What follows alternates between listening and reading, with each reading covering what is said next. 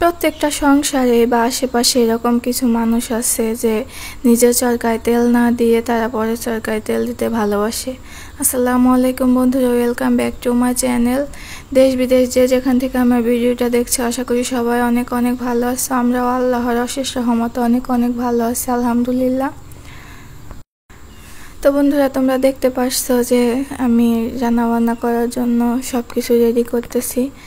তো সারাদিন সকালে ঘুম থেকে উঠে বিছানা গুছিয়ে ঘর ঝাড়ু দিয়ে বাচ্চা কাচ্চাকে ফ্রেশ করে তাদের নাস্তা খাইয়ে আবার দুপুরে রান্না বান্না করতে করতেই নিজেরই খাওয়ার সময় থাকে না। তো তারপরেও কিছু মানুষ বলবে যে সারাদিন কি কাজ, কোনো কাজই তো নাই, সারাদিন শুয়ে বসে খাও। সেটা হোক তোমাদের ঘরের কেউ বা হোক বাহিরের কেউ।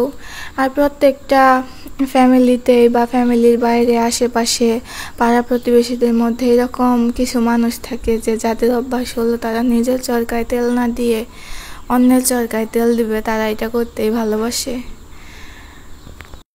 তো ইউটিউব চ্যানেলটা যখন মানুষ প্রথম শুরু করে তখন আশেপাশের মানুষের কাছ থেকে অনেক ধরনের কথা শুনতে হয়। অনেক সময় কথা শুনে অনেক মন খারাপ লাগে, তখন ভিডিও করতে মন চায় না। তো এরকম হয়তো সবার সাথেই হয়, আমার সাথেও হয় এরকমটা মাঝে মাঝে। যখন ভিডিও করি মানুষ জিজ্ঞেস করে যে কেন ভিডিও করতেছি, বা যখন ভিডিওগুলো আশেপাশের মানুষ দেখে, মানুষ কীভাবে রিয়্যাক্ট করে, ওইগুলো দেখলে অনেক সময় অনেক লজ্জা লাগে। তো আসলে এই সমস্যাগুলো ফেস করে অনেকেই ভিডিও করা ছেড়ে দেয়, কিন্তু যাদের ধৈর্য আছে তারাই একমাত্র টিকে থাকতে পারে। আসলে ইউটিউব করতে হলে অনেক ধৈর্যের দরকার, সবার মধ্যে আল্লাহ এই ধৈর্যটা দেয়নি। তো দোয়া করি সবাই যেন সবার জীবনের লক্ষ্যে সাকসেসফুল হতে পারে। আমার জন্য সবার দোয়া করেও আমিও যাতে আমার জীবনে আমি সফল হতে পারি।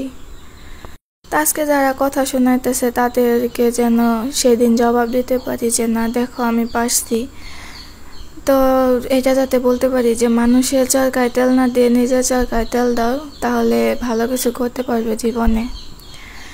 তো দেখেন তরকারি কাটবো, সেইখানে আবার আমার মেয়ে আইসা দুষ্টামি করতেছে। তো এইরকম করে বাচ্চা কাচ্চা নিয়ে কাজ করতে হয়, বাচ্চা কাচ্চা নিয়ে কাজ করতে অনেক কষ্ট।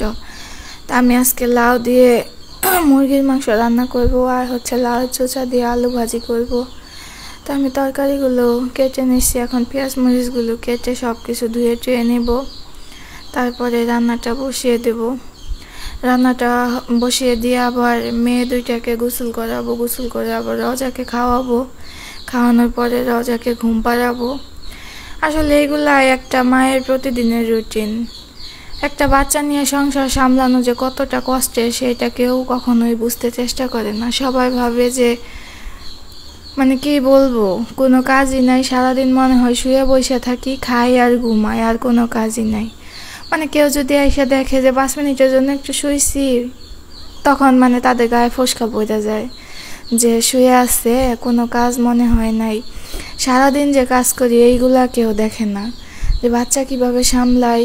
একটা বাচ্চার মাকে কখনোই কেউ এটা জিজ্ঞেস করে না যে তুমি ঠিক মতো খাইছো কিনা, তুমি ঠিক মতো ঘুমাইছো কিনা। সকালে ঘুম থেকে একটু দেরি হলে উঠতে সবাই কথা শোনাবে, কিন্তু রাত্রে কয়টার সময় ঘুমাইছি এটা কেউ জিজ্ঞেস করবে না। তো এটা শুধু যার মাথা তারই ব্যথা, এবং সেই বুঝবে, অন্য কেউ বোঝানোর ক্ষমতাও নেই।